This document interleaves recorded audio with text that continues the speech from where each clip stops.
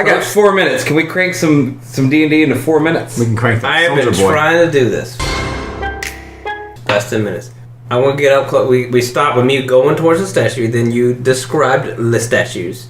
Now I want to continue approaching the statue to get up very close to it. Like, all up in its face, near it. Not its face, because it's 50 feet tall. But at the base of it, particularly this one which has the magical runes inscribed upon its robe. Because I'm a magic boy, and I would like to... And it's got magic fiery hands at the top. I want to get closer. This seems pretty interesting. Okay, so you are closer. Okay, so I'm just making sure that the imps are not going to aggro me and try to shoot me away with their lava-ness. They are not aggroing. That's good. Just what were the other ones doing again? There was the one with the magic, and then the other ones were. It's obvious that one was a. There's a soldier boy who's like beckoning at the soldiers or something, and there's a fighter, and there's a magic user, and then there's the good Samaritan boy with the baby. There's ogre. a bard. Yeah, the bard's represented. I want to walk up to that soldier boy. What you gonna tell him? Are there any inscriptions like at the base? That we can see? Of this one? Yeah, I mean, at the base, are there any inscriptions, plaques, anything, or is there anything in the middle that maybe explains this? Like, is it a monument of some sort? That has explanations accompanied with it? Like, I'm at Washington, D.C. What is this? Oh, here's a little plaque. It tells me what this statue is.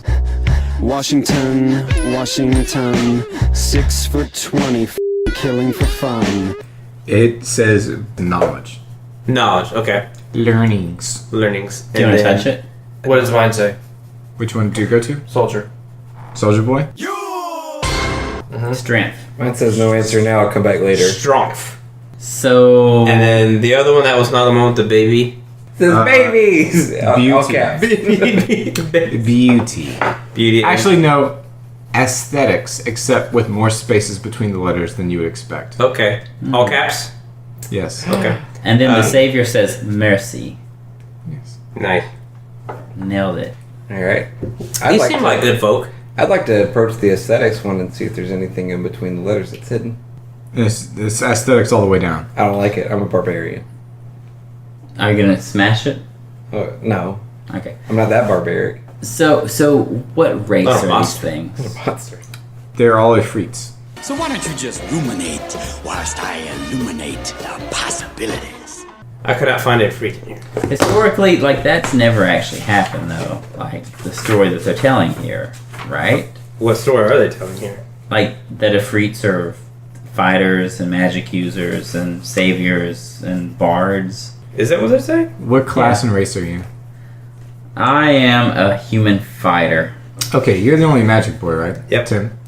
Make a whatever check. A whatever check.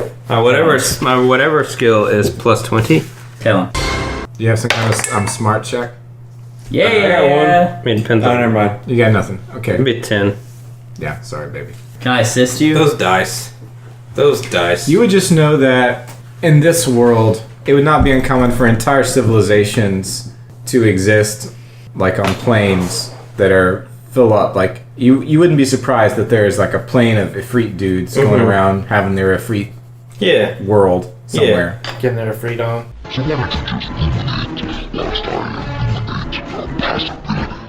Yep. That's true. So some just happen to settle here and then make a temple. I'd like to approach one of the fire boys and ask them, like, Fireman. why are you here? Who hired you to be here? Or are you doing it out of the joy of your heart? They just servants. So one of the biggest guy who was doing the least work and seems to be overseeing the rest of the other two. Typical. Turns around and he's got one very large ear and the other one is missing.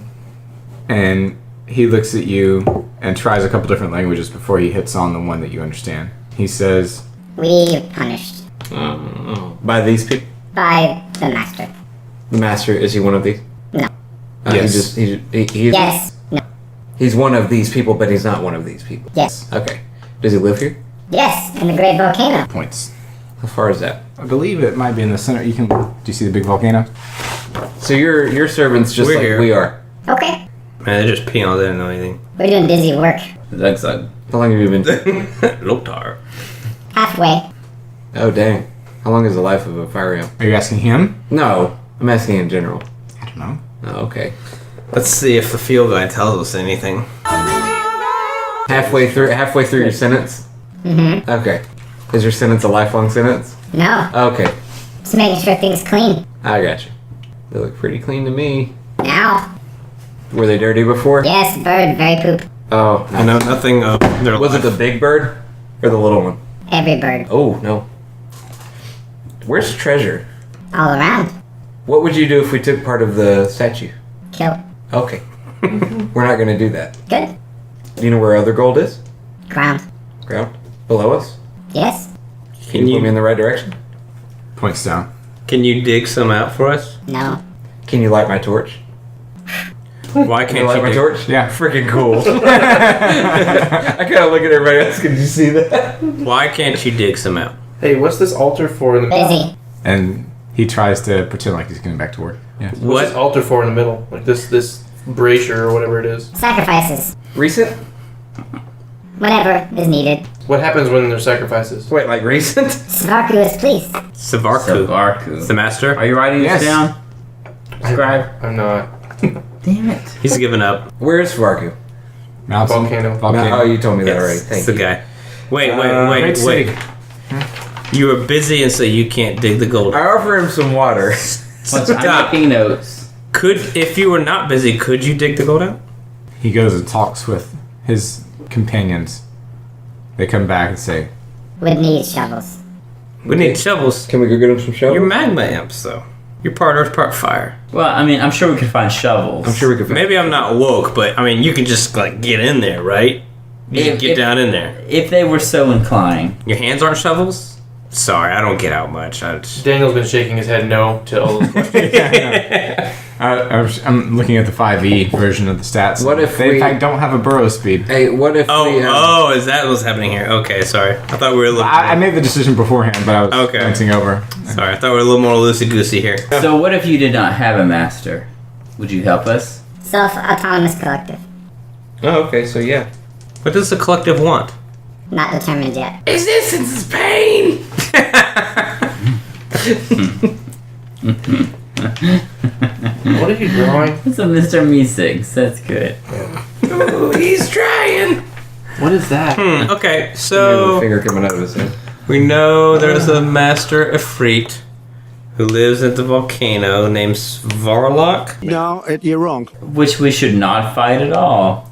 Something Oh, tells no, me he it's- has a tri-blade. Svarchu. No, you're wrong. Svarchu. Pikachu. Pikachu. Raichu. You're wrong. I choose you. Svarchu. The very best. No one ever will catch them by real And my kids know that song now. Pokemon. Weird. My kids are watching that today. I had to say, stop letting my kid watch that. Wife. It's so terrible. She wanted to watch it 24/7. She would. It's crap. Man, the Pokemon rap. My kids can watch Pikachu, it anymore. So Yeah. good. I gotta go, you guys. Yeah. Well, hold on to your sheet. I'm sure you will. We're actually very organized, Asa, these days. Yeah. We will hold You on will to find your what I sheet. did with Stacy's sheet. Good luck. Stacy's like, where's my guy? We didn't do a good job tonight.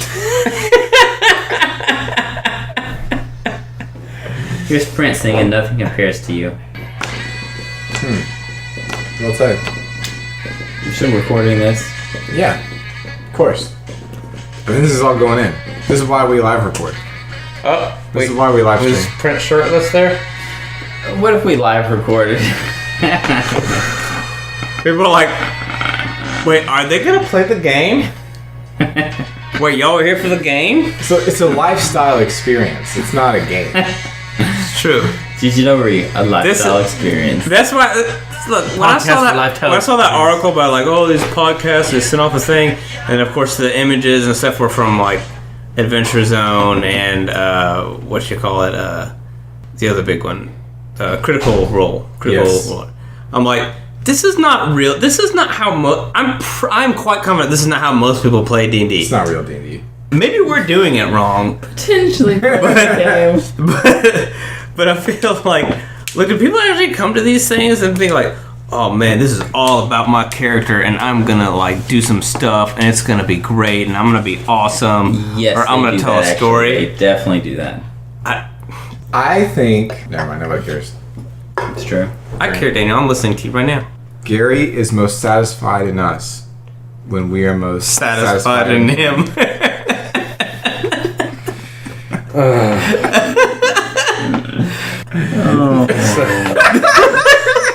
RPG hedonism. That just came to me. That came to me. I was inspired.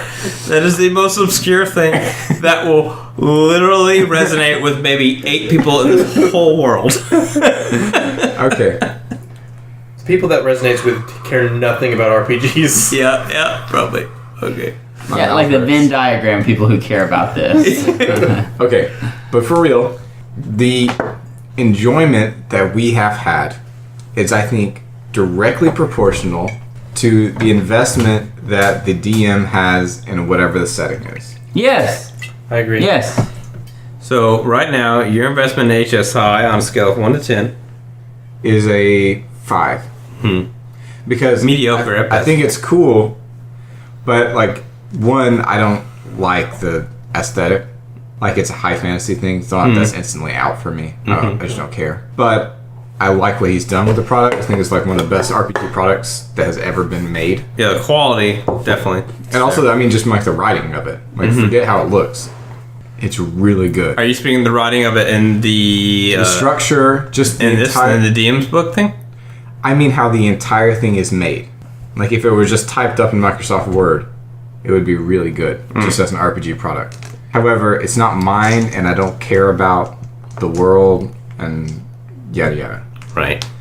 So I think that's going to rub off on y'all, unless you're like a drama queen. If you're a drama queen, you're going to like think about and create a character, and you're going to be into it, just because that's just what you do. But for most people, that's not how they approach games, and so for them to get invested in the character, they need other things to be present. One of the things that helps that is heavy DM investment in the setting, so that the DM is always excited about things, and also has a base of knowledge from which to improvise, right? So if you care about something and know it, like, at least, if not in detail, in spirit, your improvisation is going to be on point. You're not going to be worried about it. You're going to be ready to roll the punches, and I think your enthusiasm will catch on with players. Like, when we first started, like the first DM thing we did, that was all homebrew. I think everybody was like super into it. And then in the various modules we played, I think regardless of the quality of the modules themselves, the quality of our playtime has been also proportional to the DM's investment in the setting. Like how cool he thought it was, whether you wrote it or not. That's it. I can see that. Like, Blue Medusa, you were super into that. Oh, I loved it. It was a lot of fun. And we had fun. It's not my scene, but I had a lot of fun playing it. But I think a lot of it was Many lulls. I think a lot of the reason I enjoyed playing it was because you were so excited about it and the way you presented it was so great. Yeah, I hate the Blue Medusa, but it was made much better by the fact that Jim was into it. Yeah. Because Like, I don't like it at all, but I hate it. I would never run it. The aesthetic is not my thing at all. me neither. But I really enjoyed playing it because I think you enjoyed it. And the same thing with Shackled City. Like, Jim was into it, but the aesthetic of that is more like generic fantasy, which is fine with me. It could not be more generic. It's extremely generic. But generic fantasy I can get into because it's so easy. You guys got to walk the plains. How often did we go into the plains? I didn't care about that part of it at all. Everything before that, when we were levels 1, that was when it was good. Always level 1. When it It gets was fun. It's just funny. You just seeing like a high level D&D session because we don't do that much, and I don't know. People were generally pretty involved. We had, like, I hate long high level sessions. D&D. It sucks. Alabama at first felt that way because you were super invested and I think you really enjoyed it. Then it got too generic. It got too out of hand, and I stopped caring about it because I wanted it to be like compatible with just like D&D in general. That was a mistake And for me. It was a mistake for me because I can't care about things as much when they're like that. I'm mocked for asking the question, Daniel, what do you care most about? What are you excited about? But I think whatever Daniel's excited about when he runs the game is probably what we should play. But to me, the reason why I was like, Daniel wants to play a computer, but he's not a computer. He's not a computer. Technically, he's not, but When I want to listen, if I were to play a game, I would just want a setting that I would be okay with, and then I would just want to play out a character's story, like your objective as a player. Like that's what I really believe. Like as a player, that's what I think when it comes to a game. But I just have to have a setting that makes it worthwhile for me to care about. But when I play an RPG, that's what I'm trying to do. Anyway, so when I run an RPG, that's what the environment that I'm trying to provide. A playground for y'all to do that with your own characters in a kind of D&D-ish milieu. And see, I don't know my character hardly at all. That's also a problem with the And what I'm looking forward to is seeing cool things and maybe knowing my character. That's why, like, for me, it helps to I just want to see something cool. That's all. base a character off of something that I'm familiar with.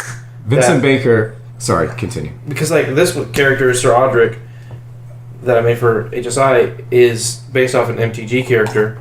I don't know a whole lot about him, but I really like his artwork, and I like the concept of the character. I looked into him more. I learned about him as I was creating this character because I wanted to see how to distribute my numbers to make it most like that character that I found. And that helped me now I like this guy. So Vincent Baker, who did Apocalypse World, wrote about seed content as a part of RPGs, which is established fiction that you have to contend with. And for CCQ, I have a ton of character classes, even though they're mechanically not complex. But each one is baked in with a lot of setting-specific flavor, so that you could be like, I want to be one of those. And you already have an idea who that character is, because it's baked into your class. You don't have to think about it. So when you make a CCQ character, it'll be extremely specific. Like, even the name itself will probably tell you what you need to know. So, like, Bad Cleric is one of the classes. It's like the Bad Vicar from Michelin Web. You've thought about eternity for 25 minutes and think you've come to some interesting conclusions. Well, let me tell you, I stand with 2,000 years of darkness and bafflement and hunger behind me. My kind have harvested the souls of 1 million peasants. yeah. This is quite funny. I really think that I would play something I was less excited about if the DM was excited about it. Yes, in general, even without all adjunct, I think that's true. And just for sociological reasons, and also I think it just will spill over Yeah. invisibly. It's not some kind of like hippie thing. It's just like, you know, like the DM really is in it. It becomes part of the work in a way. Like they really become part of it, and they really, like you said, improvise. Absolutely. I mean, you actually improvise in a way that's consistent with the narrative.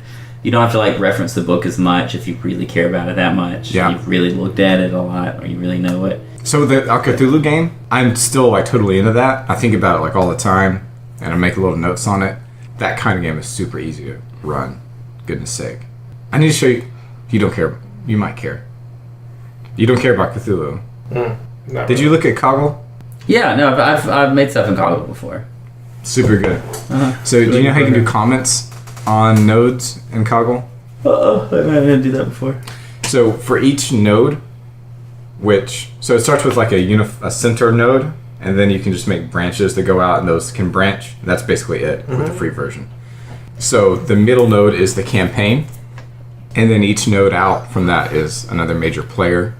So if this was Cthulhu, Cthulhu would just be one of the first nodes in the campaign. And then out from Cthulhu branches like his priests and cultists and figures that he's turned and yada yada. And then the victims at the very end. Mm-hmm. So that's how I've structured the thing for Eldritch. So you've got the figures, the mythos figures at the very core, and then out from them is their posse, and then at the very end the victims, and then the victims' families who come to you and are your leads. And then that's how you, as you're running it, you just follow it back up the chain. And then for each node, you can like right click on it and put a comment in. This is supposed to be for like when you're working with a team, but you can just put extra information about who the person is. And you can put pictures, hyperlinks, all that kind of stuff. And you can color code. So like whatever the default color is, it's just the default color. But when someone is a victim, they have like a red line leading to them. If they're a lead, like they come to you, they have a yellow line like an exclamation point. And then if they are like in the service of somebody for their own personal gain, like, you know, some KKK member or the corrupt cop or something, they have like a green line. Mm-hmm. So I can easily look at this thing and see what's going on and then click for more information. It's super simple. And you can run your entire game from that, just from a single Coggle mind map. I don't work that way. Well, that's because you've not run a Cthulhu game. Okay, I'm just being, like, in general, when I make something, the whole having everything already written and planned, I'm somebody who wants to build a general idea and then just improv it as I go. Well, that's fine too. You can do that the same way. But details are just not something I want to plan out or that I feel is valuable for me to plan out. Depends on what you're doing. I mean, that's totally legit as well. I mean, it's on a continuum, right? Even if you have an entire module written out, you still have to improv some things. All that to say, between Eldritch, which is my general name for this little system I'm using to run Cthulhu, and either CCQ or Dungeon Academy, I would be good to go with either one of those things. Well, all three of those things, actually. I've really been enjoying the Dungeon Academy stuff we've done. And I figured out from working on Eldritch how to structure Dungeon Academy better.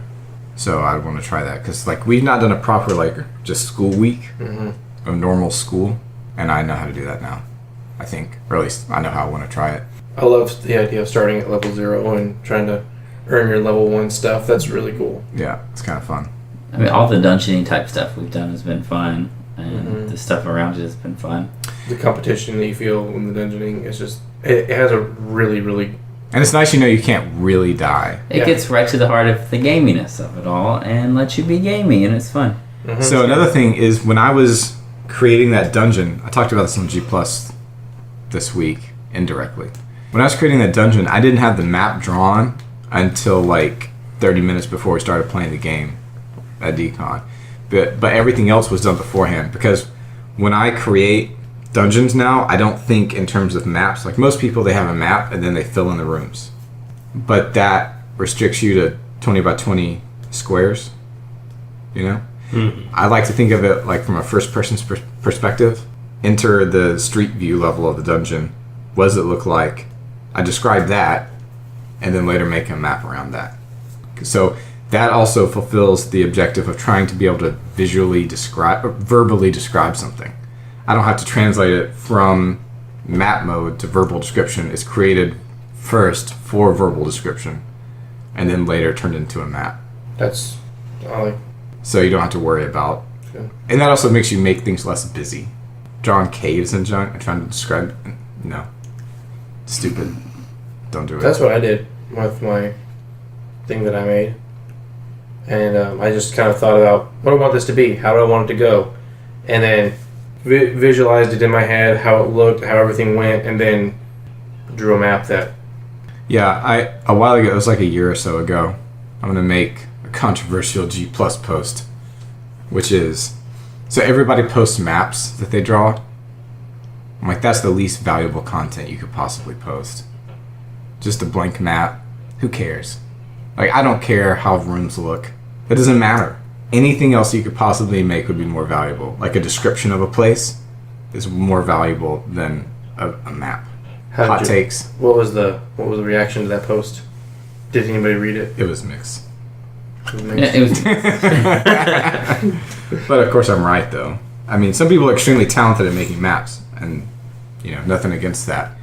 But I have a lot of saved maps on my computer that I don't use. If you make a really great map, go ahead and share it. Fine. But I wouldn't make maps for the sake of sharing them. People post like, oh, it's a 5-minute map. Okay. I'm never going to use that. It's useless to me. Make something that people can use. I don't know. I have a hard time. So, one of the things that I thought about doing when I was creating that thing I ran was taking a dungeon and filling it up. But I took one and I just, first thing I did was draw a dungeon. It's like, all right, now fill it in. I didn't like that. I looked at some maps of dungeons and I was like, fill this in. I was like, I don't like this. I just couldn't. Did you read that post that I made this week? No. Okay. Every time I tried to fill one in, I was like, it just doesn't. I don't feel it. I don't have any kind of connection or care for this. I made a post on my blog, which is Detect Magic, about that very thing. Someone at G Plus who's a bro was like, confessing on G Plus that he didn't like stocking dungeons. I don't like that either, and here's why. And so, for the dungeons that you guys have been through, like in Alabama that I've created them according to the method that I described in that post. So typically people have a physical layout that has already been created by someone else, or that they just draw up, and then they use random tables to stock the dungeon. That sounds awful. It is. It's not good. I mean, it's good if you just need to pad out content, right?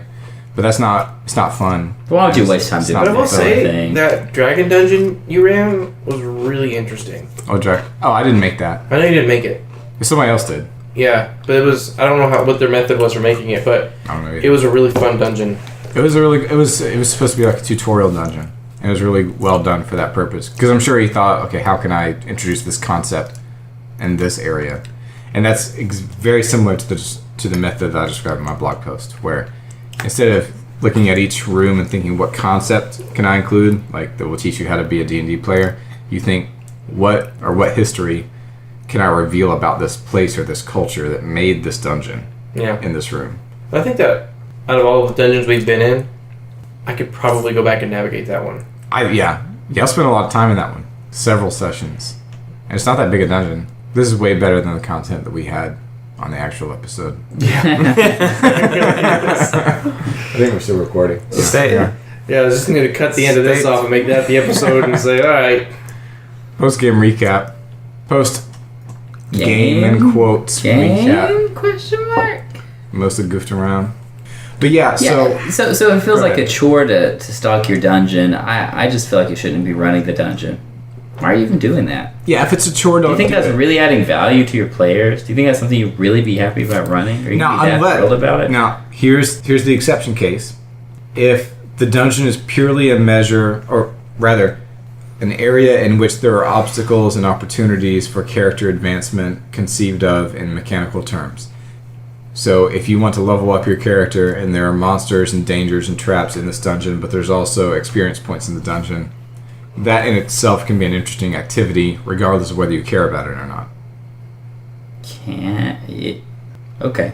I mean, it's not the best case. You're grinding. Yeah, right? it's not the best case scenario, but it's possibly interesting, and there can be emergent play from that's interesting with like NPCs and that kind of stuff. I watched a video on YouTube about Sea of Thieves, where they were talking about this very issue. Where Sea of Thieves, it doesn't really have anything in it. Like you can just go and do a small number of things. Like go to an island, possibly fight a skeleton, get treasure, and then other players may attack your ship. That's pretty much it. All the upgrades are very small. There's not much game there. Their excuse for that is that, it's about emergent gameplay. But relying on that seems like a cop-out to actually designing a good game. Problem is, there's other games they can play that can do the same thing that actually have something to engage with. Yep.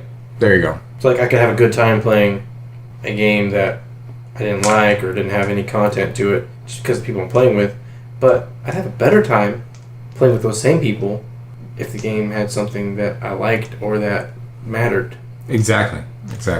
So why would I play a game that has, because it relies solely on emergent gameplay, that has the potential to be really fun and interesting depending on who I play with and when I play, versus there's already something there which is interesting and fun that I can engage with, and I'm not relying upon that emergent aspect, but that emergent aspect could lead to even cooler experiences and fun game times. Put some effort into it to at least give something there to start with. I'm going to be a little bit of a hypocrite here, but it's like the difference between like Minecraft and Monster Hunter World.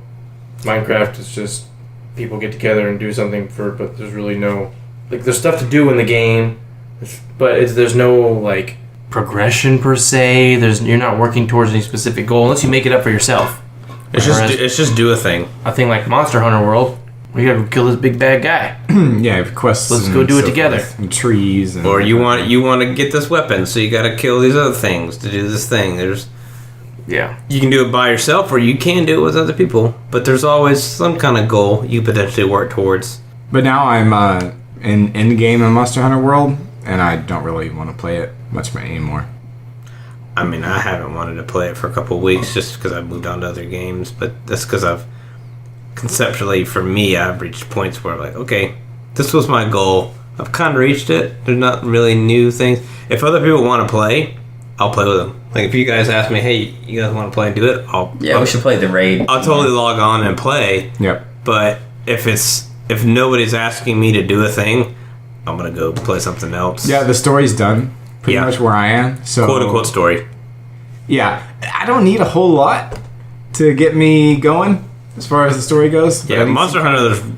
Let's be honest. It's barely a story. Really not even a story. Apparently, that's more than there has been. Yeah, in the series. Which I guess yes. Having never played another Monster Hunter game, who knows? I think that my problem with it is I got in on it late, and you guys were ahead of me, and it's like I was like, you guys would come back and play with me, but I didn't really want you to. I wanted to kind of be where you guys were and experiencing it with you. I think most of us, when we played... No, I don't care about doing it myself. I just wanted to experience the game with you guys instead of, like, you guys are there clowning on everything I'm fighting. And we're like, oh, this is easy sauce, sucker. And it's like, all right. And I didn't notice... I like, that's my thing. Is I have zero desire to play by myself. Oh, I wanted to play by... We probably played by ourselves most of the time, right? Yeah, I did.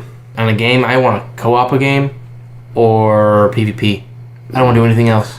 Really? That's it. What? I want to co-op or PvP. You know how much I want a PvP? 0%. 0% PvP. Like the game Army of Two that was on PS2 I don't care about or 3 or whatever was not really a great game. My brother and I had so much fun just because it was designed around making two people play together. It was really great. I loved the only PvP I've ever enjoyed is Dark Souls. Yeah, it's a different game altogether. PvP there. Yeah. Man, what about Turok? Turok. Oh, okay. Turok? Yeah, Turok. PvP? Yeah, multiplayer. I never did multiplayer. How about Rage Wars, bro? Oh, dude, is that the dinosaur game? Yeah. Okay, well, I mean, that's the entire game, though. No, that's just a fighting game. Yeah, it's a fighting game. It's like saying, hey, you like Street Fighter? No, I suck. Primal Rage, dog. Primal Rage was so bizarre at the time. It was so good. No, but the Rage Wars with like the... Oh, no, Rage Wars is not Primal Rage. What am I talking about? No, Rage that's Wars? like the brain... You had like the brain eater thing. Or, I don't know what Rage Wars is. Like Turok socked 2? into people's That's heads. Turok 2, right?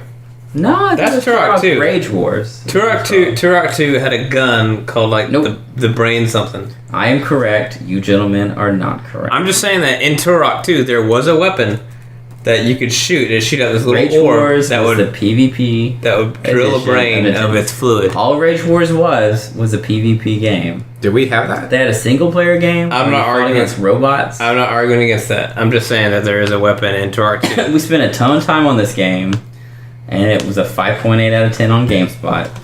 But you know what? We played it a ton. Did we play it, or did we just play Turok 2? You had the freaking like parasite thing or whatever. Turok 2 brain drill. Yeah. Cerebral bore. So D played it enough. They had like the special weapon thingy unlocked on his account. Some kind of crazy weapon. That was good times. did any of you ever play Metal Arms? Nope. That sounds familiar. I'll show you the cover, see if you recognize this. This game, I think, was one of the most underrated games I've ever played in my life. Oh, I remember. I didn't play it, but I remember it being a thing.